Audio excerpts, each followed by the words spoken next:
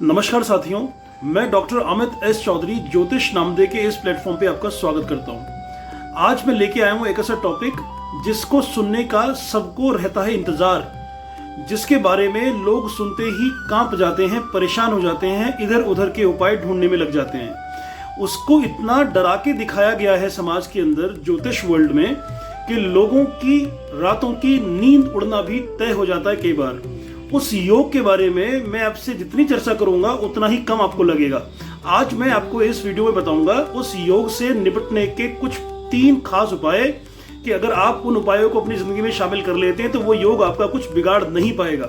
मैं एक और बात आपसे करूंगा एक पहलू के ऊपर, जिस पहलू को चर्चा में शायद बहुत कम ज्योतिष या एस्ट्रोलॉजर्स लाए होंगे। मैं बताना चाहूंगा आपसे कि ये योग जितना खतरनाक माना जाता है उतना है भी या नहीं, इस बारे में विस्तार पूर्वक चर्चा मैं आपसे आज करूंगा। तो पहले जान लेते हैं कि ये जो गुरु चंडाल योग है ये असल में है क्या, कब बनता है ये।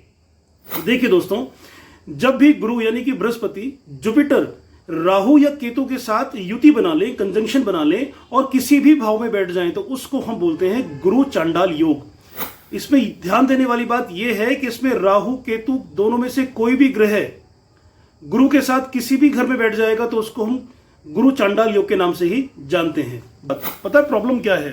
हमने इस एक कॉन्सेप्ट को इतना नेगेटिवली सुना है, कई बार सुना है कि हम नेगेटिव हो गए हैं सुनकर। लाखों लाख रुपए खर्च करते हैं लोग उपाय ढूंढने के लिए, इधर उधर की बातें करते रहते हैं, इधर उधर के ज्योतिषों के पास चक्कर काटते रहते हैं, पंडितों के चक्कर काटते हैं, बहुत सारा करते हैं, लेकिन फिर भी उनको क्या मिल पाता है? सिर्फ और सिर्फ हताशा। आज मैं उन सब चीजों से पर्दा उठाने की कोशिश कर रहा हूं दोस्तों।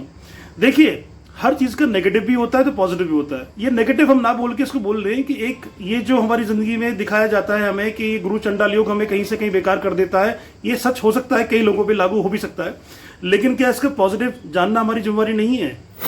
उस पॉजिटिव के ऊपर मैं आज बात करना चाहता हूँ। देखिए मित्रों, ऐसे लोग अपना रास्ता खुद बनाते हैं। वो जितने भी पुराने हमारे जो ज्ञान है या फिर पुरानी हमारी जो मान्यताएं हैं उसको भी चैलेंज देने में पीछे नहीं हटते। इतने वो गूढ़ तरीके से चीजों को समझना चाहते हैं। मतलब कहने का ये हुआ कि अपना रास्ता खुद बनाने की वो दृढ़ निश्चय रखते हैं और वो वैसा करते भी हैं। दूसरी चीज एक और होती है, उनको असामान्य गुरु नहीं चाहिए, यानी कि बहुत ऑर्डिनरी गुरु उनके साथ नहीं चलेगा। वो हमेशा तलाश करते हैं ऐसे गुरु की, ऐसे टीचर की, ऐसे स्पीकर की जो कुछ नया बता सके, नई बात उनके सामने ला सके और नए कुछ अध्याय उनके सामने प्रस्तुत करने की वो मादा रखता हो, और ऐसी कोशिश वो हमेशा कर सके। ऐसे गुरु ढूंढते हैं वो कि अगर ऐसे लोग ऐसे एक योग के साथ पैदा हुए हैं जिनकी कुंडली में गुरु और केतु या राहु में से कोई एक साथ बैठा है, तो वो व्यक्ति कभी किसी के सामने झुकना नहीं चाहेगा, अपने रास्ते खुद बनाना चाहेगा और कामयाबी तक पहुंच जाएगा। हम सबका उद्देश्य क्या होता है? कामयाब होना, सक्सेसफुल होना, पैसा कमाना, इज्जत कमाना, मान सम्मान हमारी जिंदगी में बना रहे, ये कोशिश हम हमेशा करते रहते हैं। तो अगर ये योग हमें ऐसा करने के लिए आतुर कर रहा है तो बुराई क्या है इसमें? है ना ये पॉजिटिव पार्ट। तो इसलिए मैंने कहा हर चीज की एक पॉजिटिविटी भी होती है, इसको समझने की जरूरत थी। यहाँ पे एक और विशेषता बताता हूं मैं आपको इस योग की। ऐसे लोग कभी भी सेटिस्फाइड नहीं होते, इंट्रोस्पेक्शन करते रहते हैं, अपने आप से सवाल करते रहते हैं, अपने आप ही प्लान बनाएंगे, उसे ही बीट करेंगे।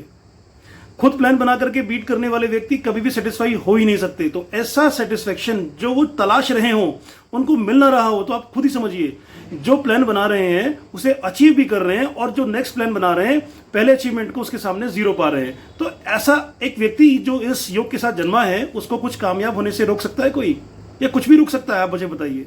तो ये योग पॉजिटिवली इसलिए होता है कि ऐसे व्यक्ति बहुत जिद्दी किस्म के होते हैं अपने कामयाबी को पाने के लिए। ऐसा व्यक्ति तार्किक बहुत होता है दोस्तों, उसके पास हर बात का तर्क मौजूद होगा। इतना ज्यादा वो बात करने वाला व्यक्ति होगा, कम्युनिकेशन स्किल्स इतने स्ट्रांग होंगे उसके कि हर बात वो अपनी ऊपर रखने की कला जानता होगा। वो सक्सेसफुल हो सकता है 2 इंडस्ट्रीज में, एक तो एस्ट्रोलॉजी वर्ल्ड में, दूसरा पब्लिक स्पीकिंग अगर कोई है तो उसमें। वो पॉलिटिक्स में भी जा सकता है, ऐसा व्यक्ति पॉलिटिक्स में ऊंचाइयों तक जाता देखा गया है। एक और पॉजिटिव बात जिसको मैं पॉजिटिव मानता हूं, ये जो जन्म होता है ऐसे लोगों का, वो इसलिए होता है कि इस जन्म को थोड़ा सुधारा जा सके, मौका देती है यूनिवर्स। वो क्यों? क्योंकि पुराने जन्म में उस इंसान ने अपने गुरुजन का किसी का भी अपमान किया होगा या उसके साथ बहुत अन्याय किया होगा। उस किए गए कर्म को जो उसने पीछे किए हैं इस जन्म में सुधारने का मौका यूनिवर्स देके भेजती है। तो हो गया ना पॉजिटिव। तो कहने का मतलब ये हुआ ये जो मैंने 4-5 चीजें आपको बताई हैं, पॉजिटिव चीजें इस पूरे योग की, इसको भी आप नजरअंदाज नहीं कर सकते। इन चीजों को साथ लेके चलिए। आपके जीवन में जब भी परेशानी आती है, उसका सिर्फ और सिर्फ जिम्मेवारी आपकी अपनी सोच होती है। दोस्तों, आपके अंदर इतनी नेगेटिविटी भर दी जाती है कि उसको निकालने का काम भी किसी और पे आप छोड़ देते हैं, जबकि करना आपको खुद चाहिए।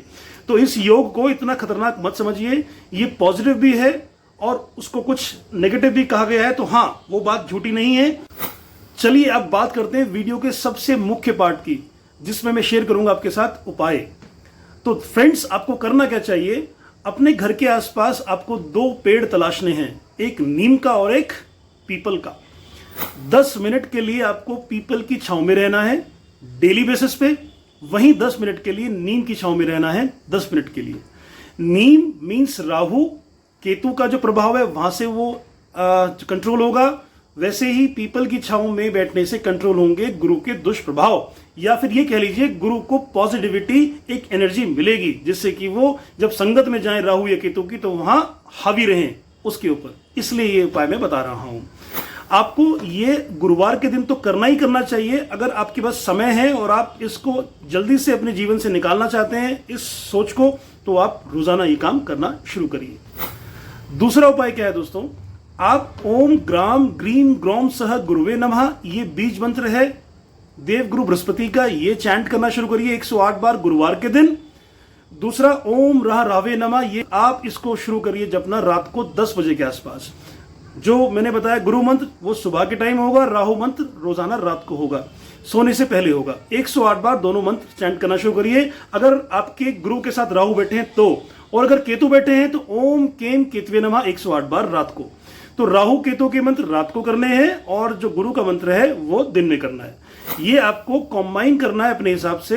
रात को सोने से पहले आधे घंटे पहले आप चैंट जरूर करें। ये हो गया दूसरा उपाय। तीसरा उपाय है, आप किसी भी गुरु को पकड़िए जिसको आप बहुत मान सम्मान देना चाहते हो दिल से, आपके भाव उसके लिए हो कि वो बहुत प्रेस्टिजियस हो या ना हो, लेकिन उसके अंदर वो शैली हो जिसकी वजह से उसका सम्मान होना स्वाभाविक हो, लेकिन कोई उसको पहचान ना पा रहा हो। उस गुरु को पकड़िए, आप उसको रिकग्नाइज करिए, उनका सम्मान करने में कोई भी कोतवाही मत बरतिए। उनको जो भी आप दान दक्षिणा मान सम्मान जो भी दे सकते हैं, आप बेस्ट से बेस्ट वो देने का प्रयास करिए और देते रहिए। उससे आपके जो गुरु हैं, जुपिटर्स जो हैं, वो और स्ट्रॉन्गर हो जाएंगे, रादर स्ट्रॉन्गेस्ट हो जाएंगे। ये 3 उपाय आपको बता के जा रहा हूं, इनको जरूर अपनी जिंदगी में शामिल कीजिएगा। अगर ये वीडियो आपको थोड़ा सा भी उपयोगी लगा हो तो इस चैनल को सब्सक्राइब करना मत भूलिएगा। अगर आप इस वीडियो को फर्स्ट टाइम देख रहे हैं तो मेरे पुराने सब्सक्राइबर्स से जो मेरे साथ चल रहे हैं उनको मेरा बहुत बहुत धन्यवाद, और मैं उनसे आग्रह करूंगा कि इस वीडियो को आगे जरूर शेयर करें और अपने सब्सक्राइब बटन के सामने जो बेल आइकन है उसको दबा के जरूर रखें आप, जिससे कि नई वीडियोस का नोटिफिकेशन आपको सबसे पहले मिलता रहे। लेता हूं विदा, मिलूंगा आपसे किसी और कंसेप्ट के साथ। जब तक अपना और अपना को ख्याल रखिए। बहुत बहुत नमस्कार।